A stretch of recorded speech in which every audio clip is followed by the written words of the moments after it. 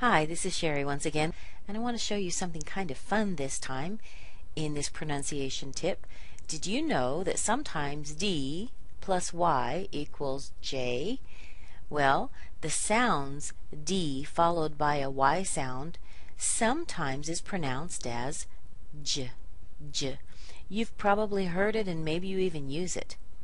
For example, here I could say, did you, did you? But also I could combine these together and make a J sound. You've heard people say, did you? Did you? And here they might say, would you? With a D and then a Y. Or they might combine them together and you'll hear, would you? And here, could you? In fact, we even do this in some words. For example, the D here is followed by a U sound.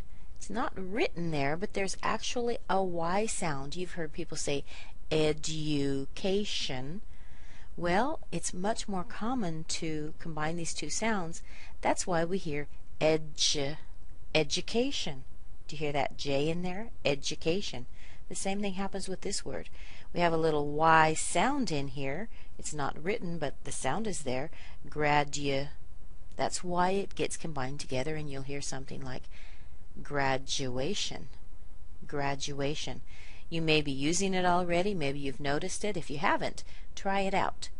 So let's try some sentences.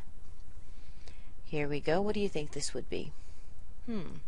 Would you like to try it? Would you like to try it? Here's another one. Could you help me with that? Could you help me with that? Here's a common one. Did you? Did you finish? How about this? Should you? How should you?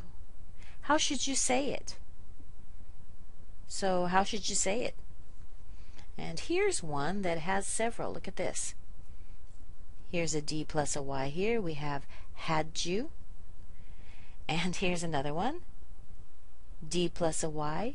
You might hear people say finished your. Finished your.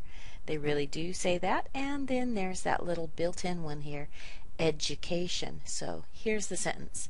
Had you finished your education? Had you finished your education? Hear all those J's in there?